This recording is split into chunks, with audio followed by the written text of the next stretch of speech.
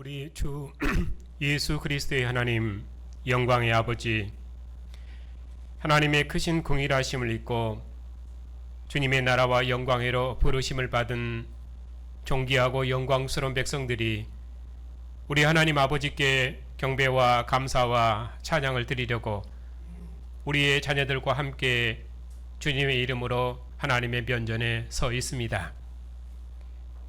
영광의 보좌에 오르신 주님의 영광의 얼굴빛 앞에서 하나님의 영광을 대면하며 우리를 사랑하시는 하나님의 음성을 듣고 그 영광을 기뻐하며 경배할 수 있도록 복 주시니 감사를 드립니다. 주의 면전에서 주의 영광을 기뻐하며 찬양하는 주님의 백성들 중에 주의 영광을 새롭게 비추시옵고 주님의 교회 위에 주님과 함께하는 생명과 기쁨을 충만케 해주시오며 오늘도 주님의 교회 경배와 감사와 찬양을 통해서 하나님께서 세세무궁토록 존귀와 찬양과 영광을 받으시옵소서. 예수님의 이름으로 감사하며 기도하옵나이다. 아멘. 죽은 자 가운데서 부활하셔서 생명의 주가 되시며 만유의 주가 되시며 교회의 머리가 되신 주님, 주님의 교회로 천하 만민을 그리스도께 복종시키는 하나님의 마지막 경륜을 봉사하게 하시니 참으로 감사를 드립니다. 오늘도 교회가 주님의 말씀을 듣고 주님의 뜻을 봉사하기 위해서 이처럼 함께 모여 싸우니 우리 마음판에 하나님의 말씀을 새기셔서 주님 오시도록까지 주님의 모든 자비하심으로 주님의 나라와 영광을 더욱 힘있게 봉사하는 복된 교회가 다 될 수 있도록 주의 교회 은혜를 새롭게 해주시옵소서. 예수님의 이름으로 감사하며 기도하옵나이다. 아멘.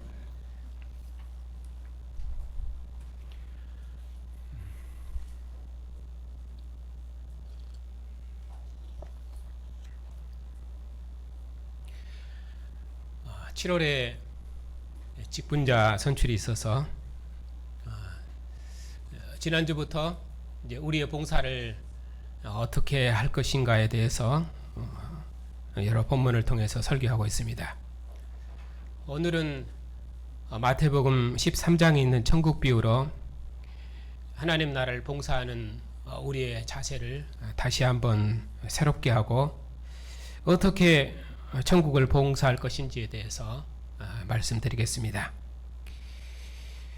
특별히 하나님 나라 비유로 이 직분 설교를 하는 것은 우리가 하나님 나라를 봉사하는 데 있어서 그 나라를 어떠한 자세로 봉사해야 할지 우리의 기본적인 자세를 요구하기 때문입니다. 오늘도 이 말씀을 통해서 천국을 소유하는 복된 백성들이 다 되시기를 주님의 이름으로 축복합니다. 마태복음 13장은 6개의 그 비유로 되어 있습니다. 첫 번째는 씨 뿌리는 비유이고, 두 번째는 겨자씨 비유, 그리고 세 번째는 누룩 비유, 그리고 네 번째는 밭에 감추인 보화 비유, 그리고 다섯 번째는 진주장사 비유, 그리고 마지막 여섯 번째는 그물 비유, 이렇게 되어 있습니다. 각 비유에서 하나님께서 주님께서 천국을 어떻게 말씀하시는지 오늘 말씀을 보겠습니다.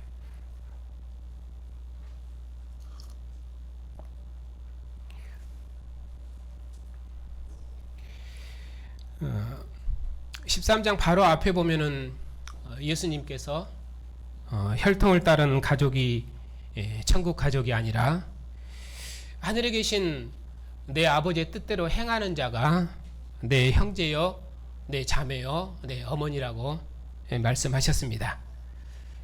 그러니까 곧 지금 주님의 말씀을 듣는 무리와 예수님을 둘러앉은 주님의 제자들이 천국의 새 가족이라고 말씀하시므로 예수님께서 새로운 백성을 짓고 계십니다. 바로 천국의 새 가족인 이 새 백성을 짓는 바로 그날 예수께서 집에서 나가셔서 바닷가에 앉으시고 큰 무리가 예수께로 모여들었습니다. 그러니까 지금 예수님께서 천국 비유로 말씀하시는 이 말씀은 자기에게 나온 무리들을 새로운 천국 백성, 새로운 천국의 가족으로 지으시고 그 무리들과 그리고 그의 제자들에게 말씀하시는 내용입니다. 예수님께서 배에 올라가 앉으시고 말씀하시고 온 무리는 해변에 서서 말씀을 들었습니다. 예수께서 비유로 여러 가지를 말씀하셨는데 그 중에서 첫 천국 비유가 이제 씨 뿌리는 비유입니다. 어떤 사람이 씨를 뿌렸는데 그 씨가 덜어는 길가에 떨어져서 새들이 와서 먹어버렸습니다. 덜어는 흙이 얕은 돌밭에 떨어졌는데 싹이 나왔지만은 해가 돋으니 곧 말라버렸습니다. 덜어는 가시 위에 떨어졌는데 가시가 자라서 기운을 막아버렸습니다. 덜어는 좋은 땅에 떨어졌는데 100배, 60배, 30배의 결실을 맺었습니다. 귀 있는 자는 들으라 이렇게 말씀하셨습니다. 이것이 씨 뿌리는 비유입니다. 제자들이 예수께 나와서 예수님 어찌하여 그들에게는 비유로 말씀하십니까? 하고 물었습니다. 예수께서 무리에게 비유로 말씀하신 이유는 천국 비밀을 아는 것이 제자들에게는 허락됐지만은 무리에게는 허락되지 않았기 때문입니다. 그래서 깨닫는 자는 넉넉하게 되겠지만은 깨닫지 못하는 자는 있는 것까지 빼앗길 것이라고 말씀하셨습니다. 예수께서 무리에게 비유로 말씀하신 것을 뭐라고 말씀하시냐면은 그들이 보아도 보지 못하고 들어도 듣지 못하고 깨닫지 못하기 때문이다. 그렇게 말씀하시면서 이사야서 6장의 말씀을 인용하셨습니다. 그 말씀을 보면은 너희가 듣기는 들어도 깨닫지 못할 것이요 보기는 보아도 알지 못하리라. 이 백성들의 마음이 완화가여져서 그 귀는 듣기에 둔하고 눈은 감았으니 이는 눈으로 보고 귀로 듣고 마음으로 깨닫다가 돌이켜 고침을 받을까 두려워함이라 하였느니라. 씨 뿌리는 비유의 핵심은 비유로 말씀하시는 이유에 대해서 말하는 것입니다.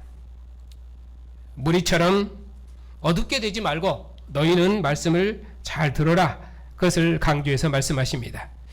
말씀을 청종하지 않은 이스라엘의 관원과 백성들을 어둡게 하셔서 이스라엘을 심판하신 그 하나님의 심판을 정말 천국 왕께서 지금 주님을 거절하고 주님께로 나오지 않는 자들에게 시행하고 계신 것입니다. 그들이 누굽니까? 가깝게는 밖에 서서 예수님을 부르고 있는 예수님의 어머니와 동생들입니다. 그리고 더 앞으로 가면은 표적을 구하는 바리새인과 서기관들입니다. 예수께서는 천국을 비유로 말씀하신 이유에 대해서 말씀하시면서 이사야 6장을 인용하시는데 그것은 거역한 이스라엘에 대한 하나님의 심판이 정말 천국 왕의 오심에서 완성되었기 때문입니다. 예수께서는 눈과 귀가 멀어 이방에 포로된 나라의 관원과 무리가 정말 이스라엘을 방문하신 천국 왕이신 자신을 거역하자 그들의 눈과 귀를 멀게 하시어 깨닫지 못하게 하시고 천국으로부터 배제하시겠다고 말씀하셨습니다. 이스라엘은 하나님의 법을 맡아서 그 법을 누릴 뿐만 아니라 그들은 하나님을 세상에 증언하는 하나님의 지혜로운 백성이었습니다. 그러나 그들이 하나님의 말씀 듣기를 거절했기 때문에 하나님께서는 그들에게 있는 것까지 빼앗아 버릴 것입니다. 그들의 눈은 하나님에게서 더욱더 멀어지고 완화가해졌기 때문에 다시는 하나님 앞에 고침을 받지 못하도록 정지하셨습니다. 그러나 16절입니다. 너희 눈은 범으로 너희 귀는 들음으로 복이 있도다. 많은 선지자와 의인이 너희가 보는 것을 보고자 해도 보지 못했고 너희가 듣는 것을 듣고자 해도 듣지 못하였느니라.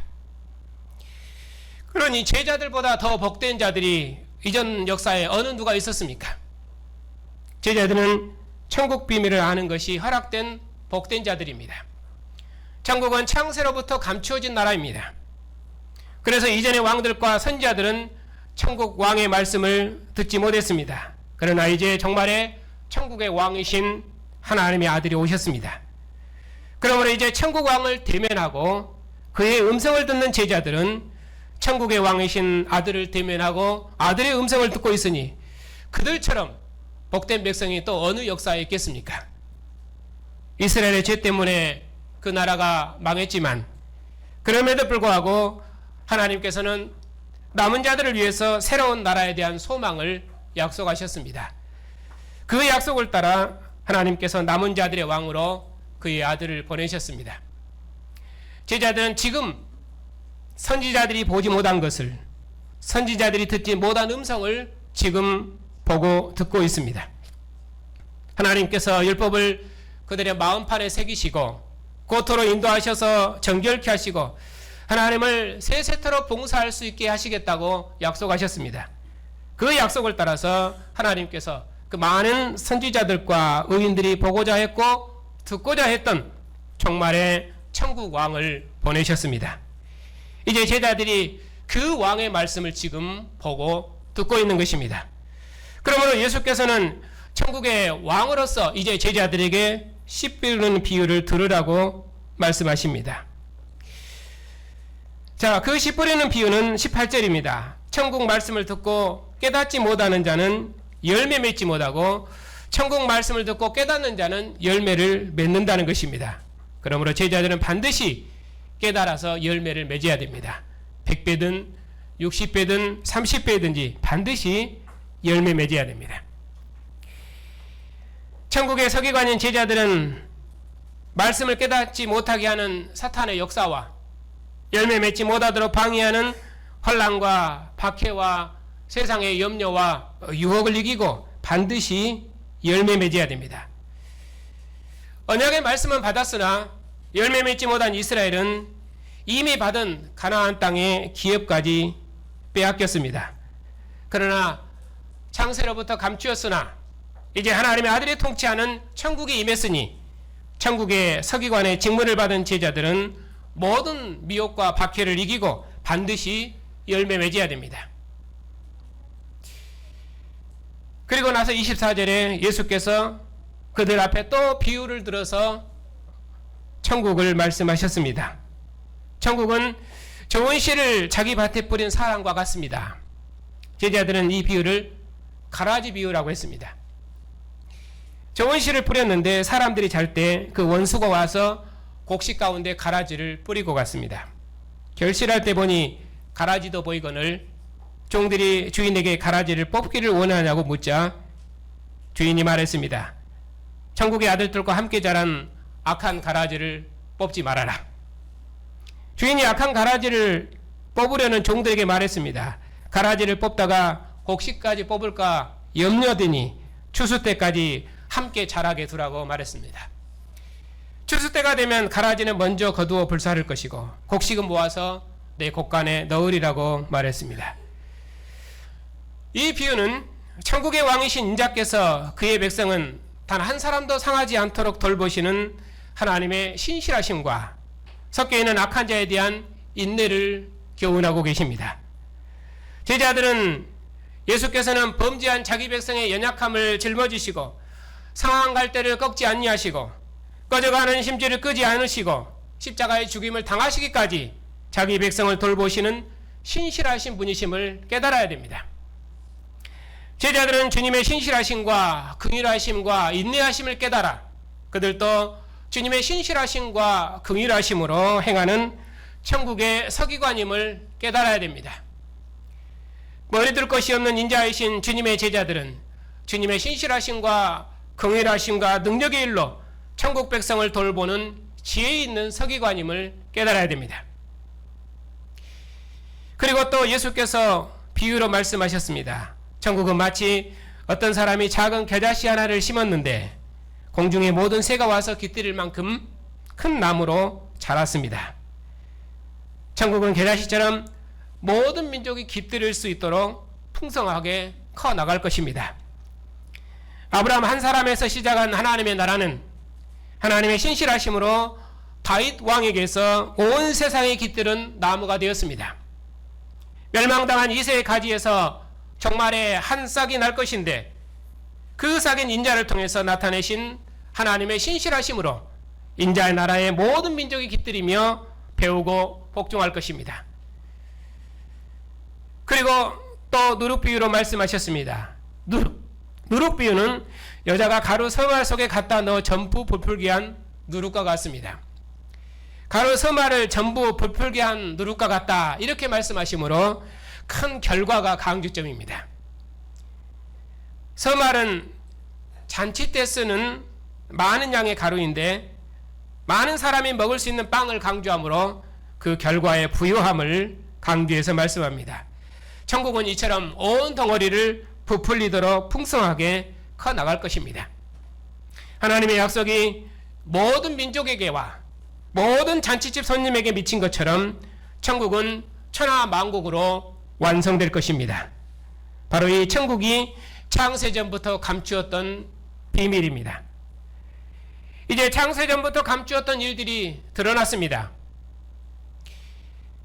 밭에 가라지를 뽑지 않고 참는 것처럼 하나님의 모든 자비하심이 이제 구약 역사의 종말에 하나님께서 다윗의 후손왕으로 그의 아들을 보내시고 그를 통해 천국을 세우심으로 역사의 목표에 이르게 하셨습니다. 하나님께서는 시내산에서 은혜롭고 자비로우신 분으로 자기 백성에게 자기를 나타내셨습니다.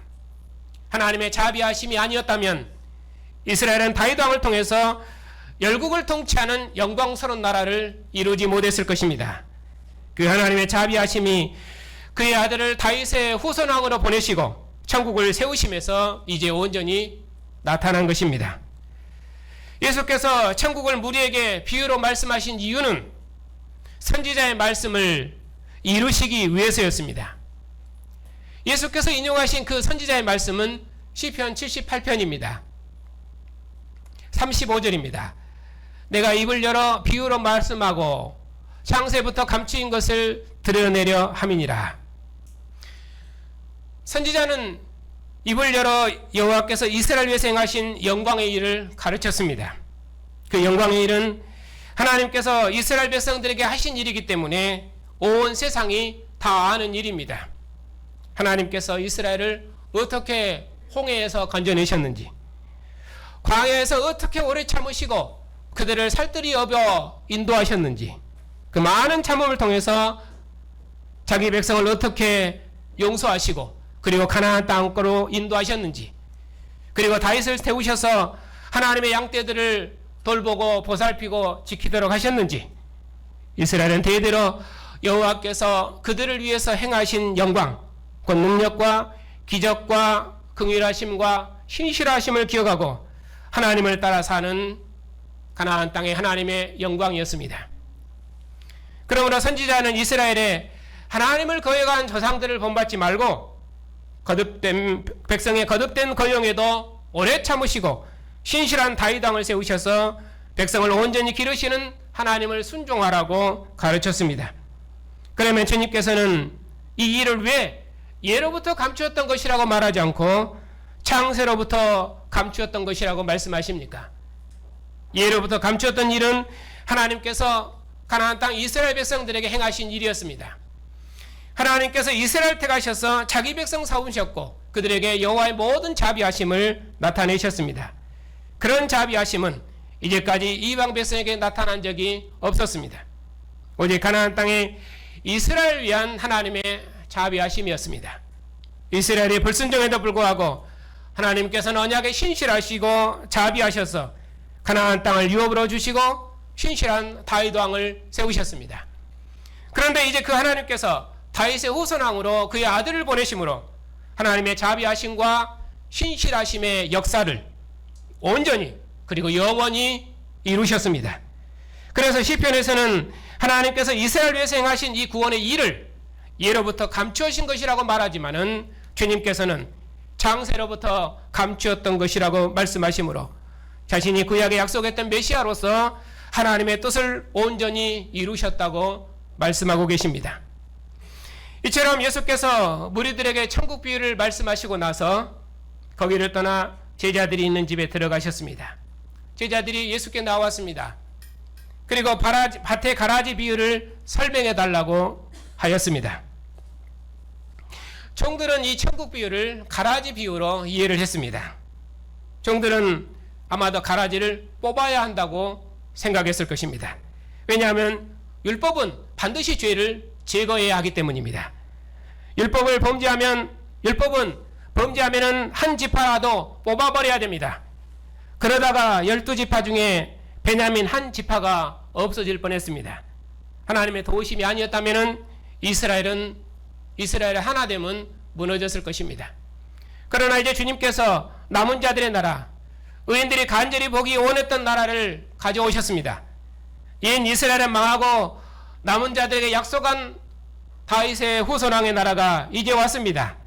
하나님께서 끝날에 아들을 보내심으로 그의 자비하심을 온전히 나타내셨습니다. 이스라엘의 죄는 이방의 압제 아래 있는 것이었습니다. 그런데 때가 되매 하나님의 약속이 이 큰 구원을 이루었습니다. 그들의 의로움이 아니라 하나님의 자비하심이 구약 역사의 끝날에 천국을 가져왔습니다. 이제 인자께서 천국의 씨앗을 뿌렸습니다. 그런데 마귀도 가라지를 뿌립니다.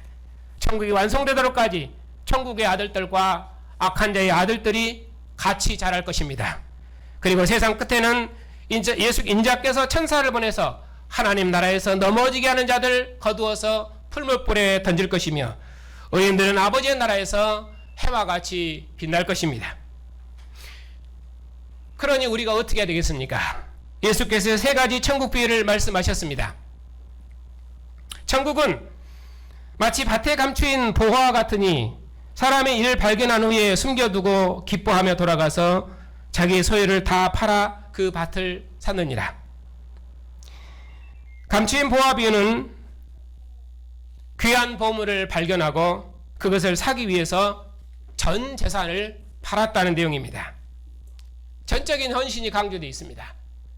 전적으로 투자해서 값주고 사라는 것이죠. 45절입니다. 또 천국은 마치 좋은 진주를 구하는 장사와 같으니 극히 값진 진주 하나를 발견하며 가서 자기 소유를 다 팔아 그 진주를 사느니라. 진주 장사 비유는 값진 진주를 찾는 장사, 그걸 강조합니다. 보화 비유나 진주 비유는 모두 다 팔아서 사라는데 강조점이 있습니다.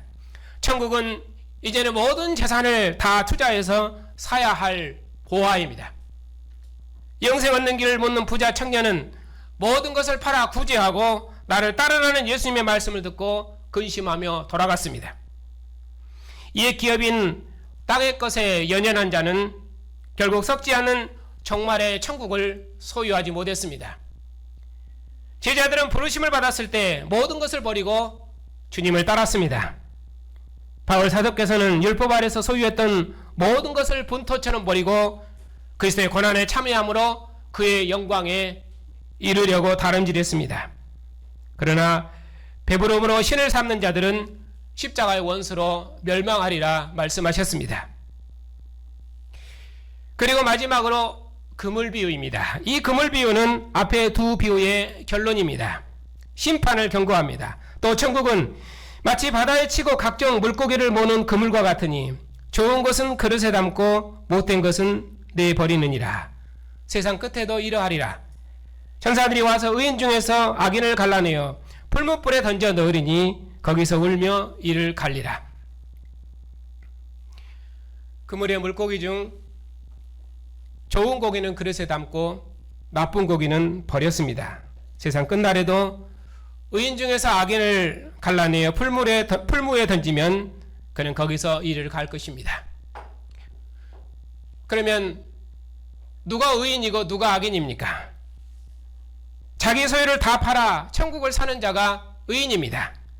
천국을 위해서 전체로 헌신하는 자입니다.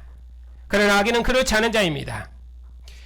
25장에 보면은 달란트 비유가 있습니다. 거기서도 충성할 것을 말씀하십니다. 주님의 나라를 맡았으니 주님이 오시면 반드시 결산할 것입니다. 그러니 충성을 다해서 반드시 남기라고 말씀하셨습니다. 그리고 주님께서 말씀하셨습니다. 이 모든 것을 깨달았느냐? 전국의 제자된 서기관마다 마치 새 것과 옛 것을 곳간에서 내어오는 집주인과 같으니라. 주님께서 제자들에게 충성되고 지혜 있는 주님의 종이 되어서 때를 따라 주님의 백성들에게 양식을 나눠주라고 말씀하셨습니다. 우리가 주님의 종으로서 이 일을 잘하면 보석으로 지은 집인지 지푸라기로 지은 집인지를 판단을 받을 것입니다. 그래서 바울 사도께서는 복음의 영광에 참여하기 위해서 십자가를 지고 승리하신 주님의 뒤를 따라 자기의 모든 권리를 포기하셨습니다. 굶으시면서까지 수고했던 자신의 수고가 자신의 상급이라고 말씀하셨습니다. 그러므로 복음을 위해서 전 생명을 다해 수고한 자는 주님 오셨을 때 주님과 함께 영광을 얻을 것입니다.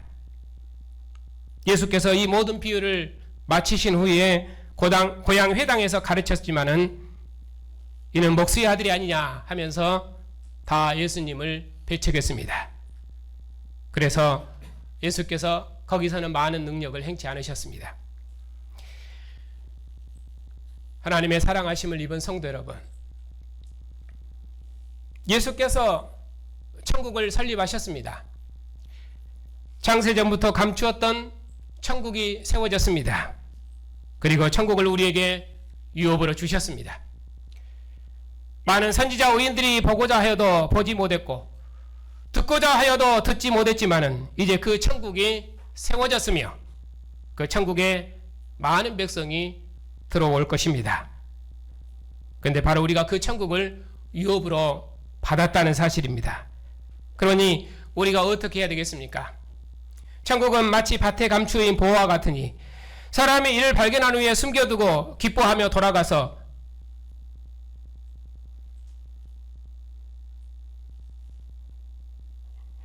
자기의 소유를 다 팔아 그 밭을 사느니라. 천국은 마치 좋은 진주를 구하는 장사와 같으니 극히 값진 진주 하나를 발견하며 가서 자기 소유를 다 팔아 그 진주를 사느니라. 그러니 우리가 어떻게 결단하겠습니까? 자기의 소유를 다 팔아 천국을 사야 합니다. 주님의 나라와 영광을 위해서 우리의 모든 것을 다 헌신하고 봉사해야 합니다.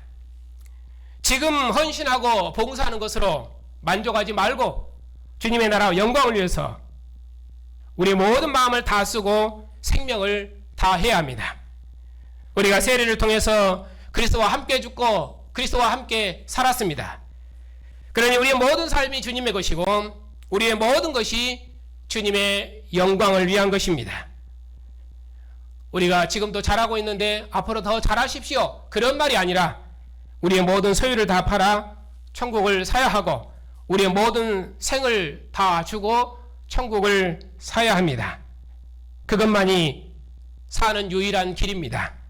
지금 봉사하는 것으로 만족하고 지금 섬기는 것으로 만족하지 말고 주님 자신을 추구해야 됩니다. 주님은 우리의 전적인 헌신과 충성을 지금 요구하십니다. 주님께서 자신의 몸을 주셨으니 우리도 주님과 한 영, 한 몸, 한 생명의 교제로 살아야 되고 주님과 함께 죽고 주님과 함께 살아야 하고 우리의 먹고 마시는 모든 삶을 주님의 나라와 영광을 위해서 헌신해야 합니다. 만일 그렇게 살지 못하면 어떻게 됩니까? 그물 비유의 마지막 경고입니다. 천국은 마치 바다에 치고 각종 물고기를 모으는 그물과 같으니 좋은 것은 그릇에 담고 못된 것은 내버리느니라. 세상 끝에도 이러하니라. 천사들이 와서 의인 중에서 악인을 갈라내어 풀무불에 던져 넣으리니 거기서 울며 이를 갈리라. 좋은 것은 그물에 담고 못된 것은 내버릴 것입니다. 세상 끝에 천사들이 와서 의인 중에서 악인을 골라내어 풀무불에 던질 것입니다. 누가 의인이고 누가 악인입니까? 자기 소유를 다 팔아 천국을 사는 자가 의인이고 그렇지 않는 자가 악인입니다. 지금 구원론적인 의인과 악인을 말하는 것이 아니라 헌신의 문맥에서 지금 의인과 악인을 말하는 것입니다. 그러니 전적으로 헌신할 것인지 그렇지 않을 것인지 그걸 결단하라 그 말입니다. 지금 아는 것으로 만족하지 말고 지금 섬기는 것으로 만족하지 말고 주님을 아는 일에 여러분의 모든 생을 다하고 주님을 섬기고 봉사하는 일에 우리의 모든 생명을 다 하라는 것입니다. 왜냐하면 주님께서 자신의 몸을 주셔서 우리를 사랑하셨고 또 우리와 사랑하시기를 기뻐하시고 우리와 함께 생명의 역사를 경영하시기를 기뻐하시기 때문입니다. 그러니 우리가 어떻게 해야 되겠습니까? 다 팔아서 천국을 사야 합니다. 전적으로 헌신하고 전적으로 충성해야 됩니다. 그렇지 않으면 의인 중에서 악인을 골라낼 것입니다.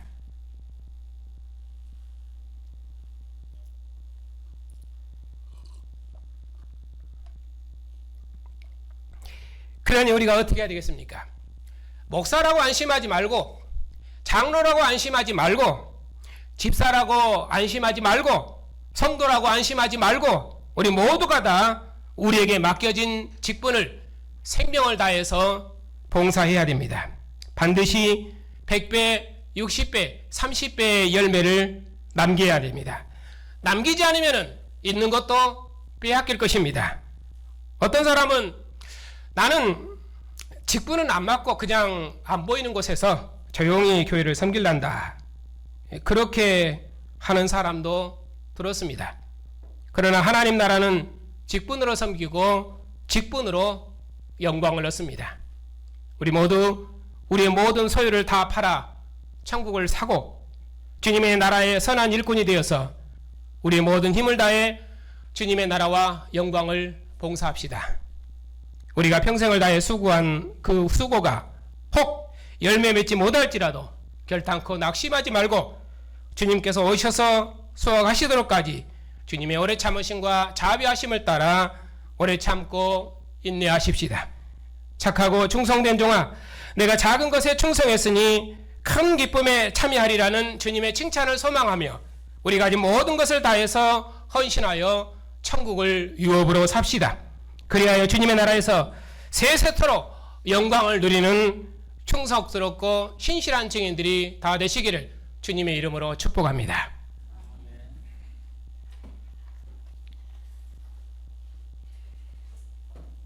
세상 끝날에 아들을 보내셔서 하나님의 모든 오래 참으심과 자비하심과 사랑을 온전히 나타내시고 아들을 죽은 자 가운데 살리시고 하늘 보좌에 앉히시고 천하 만민을 부르심으로 하나님의 모든 의를 이루시는 하나님, 오늘도 교회에 주님의 자비하심을 넘치도록 베푸셔서 우리를 주님의 나라 백성으로 복주시니 감사를 드립니다.